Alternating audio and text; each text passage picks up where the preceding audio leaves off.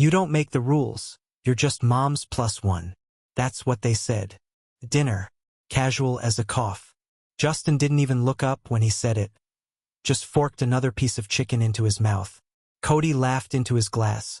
One of those tight, smirking laughs you hear in locker rooms and interrogation rooms. Emma froze mid-bite. I looked at her. She looked at her plate. That was the crack. The clean break. The moment I realized there would be no rescue coming from across the table. My name is Jake. I'm 46. Systems architect. I live in Seattle, though I've spent more nights lately sleeping next to a woman I no longer recognize and waking up in a house that feels like it was built over someone else's grave. 2 years ago, I moved into Emma's home, her fortress of second chances, thinking I could build something new, something stable. She had 2 sons from a previous marriage. Cody, 17. Justin, 14. Tall kids. Loud. Passive-aggressive to the bone. Their real father had moved to Arizona. Popped in with birthday cards and broken promises. Called just enough to keep the door half open. I never asked Emma why they divorced. She never offered. But I saw the rust around the edges of her voice when she talked about him. Enough to know the damage was permanent. From day one, I funded everything. Not out of obligation, out of belief. That if I just gave enough, stayed patient long enough, they'd meet me halfway. The Wi-Fi, the streaming services, the Uber rides when they didn't want to wait in the rain. New iPhones. Basketball shoes. Those $19.99 bowling nights when I pretended I wasn't dying of awkwardness while they texted under the table. Every month I thought, this is the one. This is when they'll say thanks. They never did. Emma thanked me. Quietly. With words and soft touches and late-night guilt I didn't ask for. But the boys? They thanked me with silence. With eye rolls. With private jokes made just loud enough for me to hear. I told myself it was a phase. That they were just teenagers, allergic to affection, incapable of gratitude. That one day, they'd look back and understand what it meant to stay when no one else had to. But that night at the dinner table, something in me snapped. You don't make the rules here. You're just mom's plus one, Justin said. Mouth full of chicken I bought, cooked, and served. Cody followed up, not missing a beat. Yeah, this isn't your house. We're the real family. There it was, laid bare. The math of the thing. Them, their mother, and the ghost of a man they still called Dad when they wanted something. Me? I was a line item, an add-on, a convenient wallet with ears. Emma didn't defend me. She didn't say, that's enough. She didn't say, apologize. She said nothing. Just stared at her plate like maybe the mashed potatoes could explain it all. I ate in silence. I didn't raise my voice. Didn't storm out. Just chewed slowly and let their words echo through the walls of a house I helped pay for. Later that night, I lay in bed beside Emma. She scrolled through her phone. I stared at the ceiling. I could hear the hum of the Wi-Fi router blinking in the hallway. A blue light pulsing like a heartbeat. The same router I installed. The same internet service that funded their gaming, their YouTube rabbit holes, their late-night FaceTime calls. I started counting, in my head, every monthly charge tied to their convenience. Netflix, Spotify, Uber Family, Amazon Prime, Disney Plus, Xbox Live. The monthly iCloud storage fees for devices I didn't own. School fundraiser donations. PDA memberships. Phone bills. College prep seminars. That stupid VR headset Cody needed for an elective. Gift cards. Pizza nights. Yearbook photo packages. Digital textbooks. Orthodontist down payments. Thousands. Tens of thousands. And what did I get in return? You're just mom's plus one. In the morning, I didn't say anything to Emma. I waited until the boys left for school.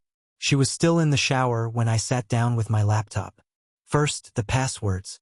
I logged into every account they used. Reset passwords. Logged out every device.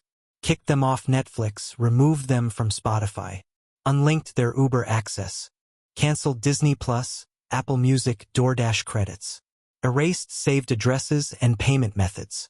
Deleted the Xbox Game Pass family access. Disabled their profiles. Then the router. I unplugged it. Boxed it up. Set it on the counter like a severed cord between what was and what would never be again. I opened Excel. Started itemizing everything I'd paid for since moving in. Every recurring payment. Every "Dad, can I get this real quick?" moment. Every convenience they thought fell from the sky. The total climbed fast. Line after line, page after page. At the top of the spreadsheet, I wrote 3 words in bold black Sharpie. Return to sender. I printed it, slid it into a black folder, left it on the kitchen table. Emma came downstairs 20 minutes later. Her hair still damp, robe tied loose at the waist. She spotted the folder, picked it up, flipped through the pages. Her mouth moved like she wanted to say something, but nothing came out. I poured myself coffee. She asked, "What is this?" My voice was calm, steady, like the click of a locked door. "It's the invoice for the house I'm not part of." She kept flipping. Tuition receipts, Uber logs, a summary of monthly phone plan breakdowns, color-coded by user. Her hands trembled slightly. "They're just kids," she said. "No," I replied.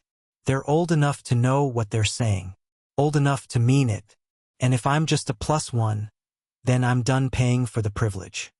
She sat down at the table but didn't say a word, didn't apologize, didn't reach for my hand, just stared at the folder like it was some kind of relic from a dead civilization. That silence told me everything I needed to know. This wasn't a misunderstanding. This wasn't a fluke. This was a house divided, and I'd been footing the bill for my own rejection. Emma cornered me in the hallway the next morning. No coffee, no good morning, just that look, tight-jawed, pale, furious. The folder was clutched in her hand like evidence in a courtroom. "You really shut everything off?" I nodded once. "They're just kids," she repeated, like a spell that might undo what had already unraveled. I didn't raise my voice. "They're old enough to declare who doesn't belong. I'm just making it official." She opened her mouth to argue, but didn't, just stood there breathing hard. Maybe she thought I was bluffing. Maybe she thought the guilt would come back like it always had, pulling me into another round of silent compromise. Not this time. By the time Justin came downstairs, the damage was already real. He tapped at his phone, confused. "Wi-Fi's not working. Try it again." "I think it's broken." Cody followed a few minutes later. "Can't order an Uber. Says I'm not on the plan." They looked at me. I didn't look back. Justin's voice sharpened. "Seriously? You canceled everything?" I didn't answer. Just sipped my coffee, folded the morning paper back over the headlines. Emma hovered behind them, caught in the middle of a war she refused to admit had started long ago. That afternoon, I came home to noise. Loud, adolescent noise. Doors slammed. Accusations hurled like grenades. "You're being petty. This isn't fair. It was just a joke." They circled like sharks who'd just learned the ocean had a bottom. I didn't flinch. I walked past them, made dinner for myself, one portion plated clean. Ate at the counter while Cody microwaved frozen pizza like he was surviving a famine. Justin sulked in the doorway, phone clutched like a weapon, as if I might steal even that. I did my own laundry that night, moved the game console into my bedroom, changed the admin password on the shared computer. When Emma asked what the new password was, I told her it wasn't a shared computer anymore. The next day, they tried a different tactic. Calm, reasonable, strategic. Justin approached me in the kitchen, arms crossed. "Look, we know you're mad, but can you just put the Wi-Fi back on? I've got an English essay due." I didn't look up from my coffee. "I had deadlines too," I said. "I met them while you laughed in my face." He didn't respond, just backed off like a dog who wasn't used to being denied. Later, Cody knocked on the door of my office. "We're not asking for everything back," he said. "Just like Spotify or something. I'll even pay for it." I walked past him without answering, went to the fridge, opened it and pointed to the folder taped to the door. A new page had been added inside. Credit exhausted. No fights, just boundaries, just silence. That weekend, something shifted. I saw Justin outside, raking leaves. Not perfectly, not even well, but it was something. He didn't ask for money, didn't complain, just raked. I watched from the window, said nothing.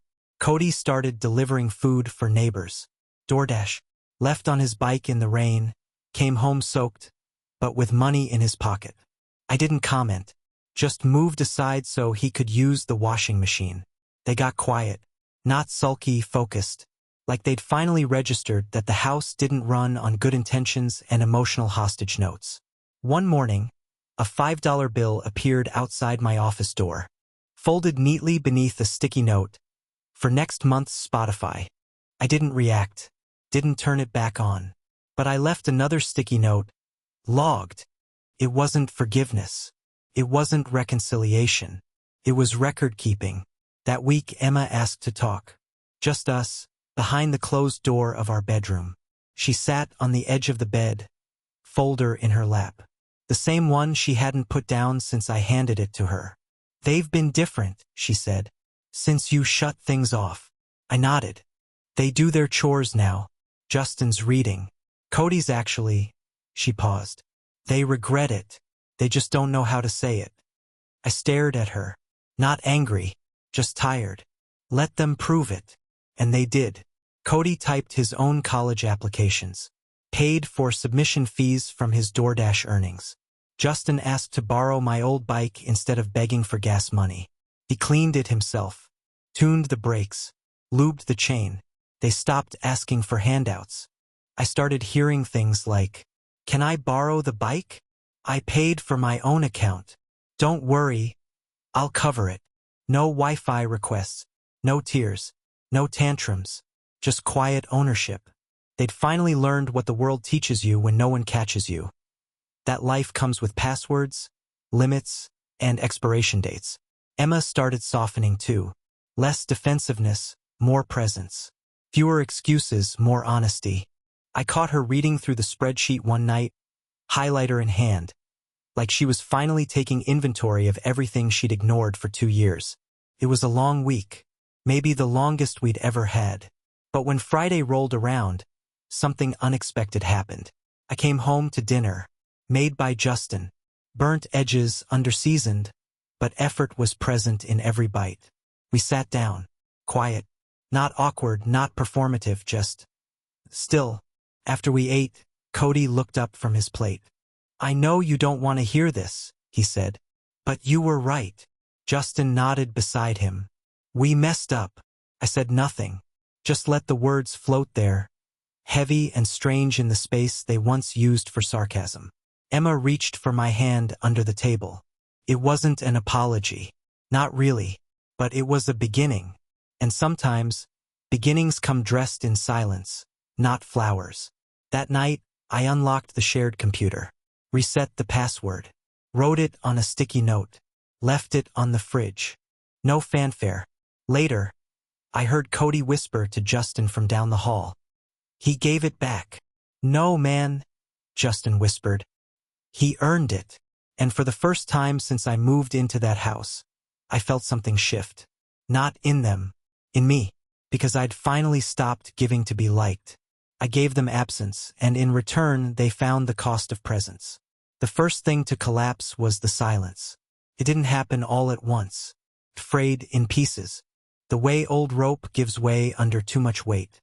Justin was the first to speak again.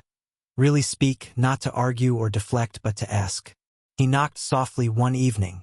I was sitting at the dining table, reviewing a server architecture proposal. He stood awkwardly in the doorway, holding a biology textbook like it weighed more than he did. "Do you have a second?" he asked. I didn't say anything, just gestured to the chair across from me. He sat, opened the book, cleared his throat. "I don't really get any of this. I've read it 3 times and it won't stick." I looked at the diagrams. Cellular respiration, ADP, mitochondria. He was 14, the same age I was when my dad stopped helping with homework. When he decided a real man figured things out without asking. "All right," I said. "Let's walk through it." We spent the next 45 minutes drawing diagrams and tracing cycles with a pen I handed him. He wrote the words slowly, carefully. Asked questions. didn't interrupt. When we were done, he looked up at me. "Thanks," he said. Not a throwaway line. Not mumbled into his sleeve. Clear. Direct. I nodded. "Anytime." He stood to leave, but before he walked out, he paused. "Sorry about what I said before. I meant it like a joke, but I get why it wasn't." I didn't respond. Not because I didn't appreciate it, but because some truths don't require response. They just require a little room to echo. That weekend, Emma hosted her sister and her husband. The first family dinner since everything shifted. Cody was on dish duty that night. Volunteered even. Justin vacuumed the living room without being asked. Emma's sister arrived with 2 teenage daughters. The kind who scroll endlessly and smile at no one. Halfway through dinner, Cody cracked a joke about algebra and somehow looped me into it. He called me Jake. Not Dad. Not Step anything. Just Jake. Neutral. Careful.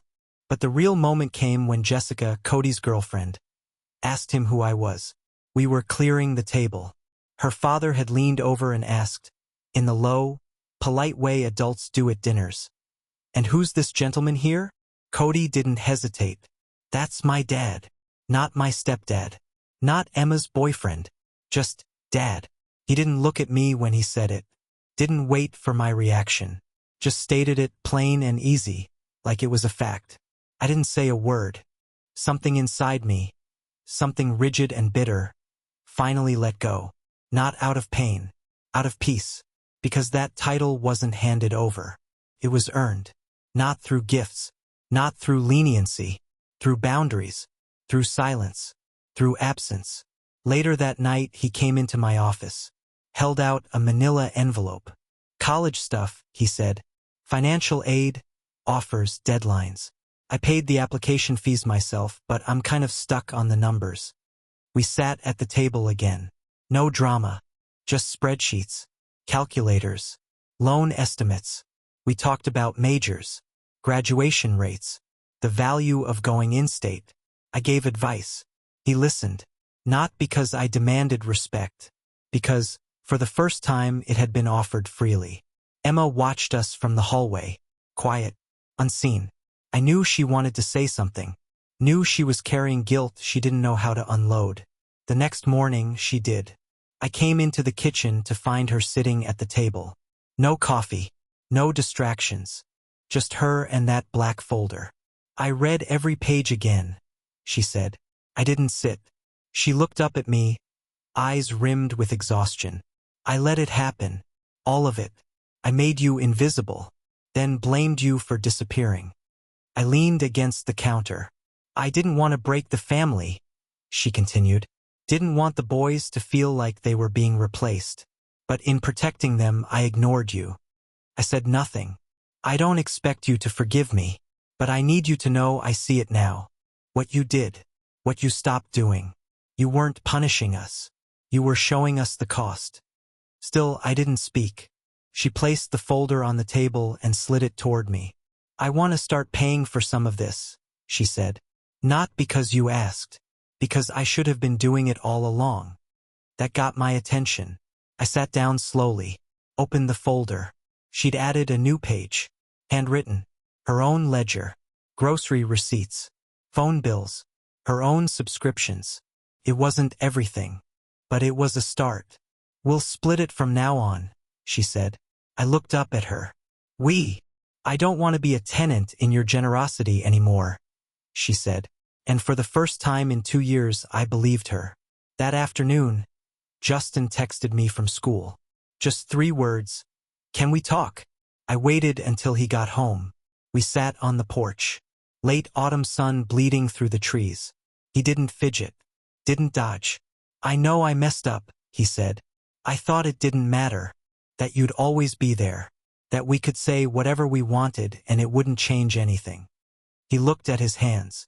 "But when you disappeared, like really disappeared, I saw how much we leaned on you." He looked up. "I don't want it for free anymore. I want to earn it." I nodded. "Good." We sat in silence for a while. Then he asked, "Do you hate us?" I answered without thinking. "No. But I won't be used again." He nodded. That was enough. The next week, the house felt different. Not cheerful, just quiet in the right ways. Intentional. I'd hear the boys making their own dinner, cleaning up without asking. No more stomping around. No slamming doors. They weren't afraid of me. They were respecting the space I'd built. Finally understanding it wasn't owed to them by default. One evening, Cody came back from a shift and handed Emma cash. For groceries, he said. I looked up how much we eat a week. I figured I should contribute. She took it. No protest. No awkward motherly guilt. Just, thank you. Then he turned to me. We've got some of the loan covered, but the college gap's still big. If I do half, can I come to you for the rest? I didn't answer right away. Then I said, if you bring me a plan, I'll bring the support. He smiled. Deal. No assumptions. No entitlement. Just terms. Earned.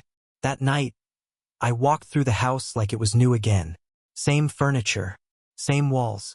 But no weight on my shoulders. Because now everything inside had a price. And they finally understood that the bill always comes due. It happened in the least likely place. A dinner table that didn't belong to us. We were guests. Cody, Emma, and I, seated in a stranger's home, surrounded by polite conversation and casserole dishes. Cody's girlfriend, Jessica, had invited us to meet her family. I almost said no. I didn't want to play pretend. But Emma insisted, and Cody asked respectfully, not as an obligation but as a gesture. So I went. The room was warm, clean, the kind of quiet that comes from years of measured conversations. Her father wore a button-down shirt and poured wine like he'd been doing it for decades. Her mother served salad and asked about schools. It was all perfectly forgettable, until the moment he turned to Cody and asked, "And who's this gentleman with you?" It was a simple question. Casual. No pressure. Cody didn't hesitate. "That's my dad. Not my stepdad. Not Jake. Just Dad." He said it without looking at me, without forcing it. It didn't feel rehearsed. It felt real, uncomplicated. Something in my chest shifted. I didn't smile, didn't nod. I just breathed, slowly, deeply, as if the air in that room had finally made space for me. Because that word, that title, wasn't demanded. It wasn't bought. It wasn't owed. It was earned. After dinner, we stood in the driveway. Emma said goodnight to Jessica's parents. Cody lingered beside me, hands in his jacket pockets. "She's lucky," he said, nodding toward Jessica. "Her dad's the real deal." I looked at him, waiting. Then he turned to me. "You helped me figure it out. What being a man looks like. What being a dad means." I didn't speak. He reached into his backpack and pulled out a stack of papers. "Financial offers," he said. "I've narrowed it to 2 schools. I paid the application fees. I covered the deposits. But I'm stuck on loan terms and housing costs." He looked at me not as a fallback, not as a crutch, as a partner. "You in?" I nodded. We drove home in silence. But it wasn't the old silence. Not the cold, accusatory fog that used to cling to the walls. This one was peaceful, clean, like something had been released from the house. A pressure, an expectation, a grudge. We walked in. Cody went to his room. Emma and I stayed in the kitchen. She poured us tea. Didn't speak for a long time. Then she said, "He used to call Todd Dad. Never said it about you. Until tonight." I nodded. "I heard." She watched me over her cup. Her eyes weren't sad, just searching. "Does it make up for everything?" I thought about that for a long moment. "No," I said. "But it means something." She nodded. Later that night, I found the black folder still tucked beside the fridge.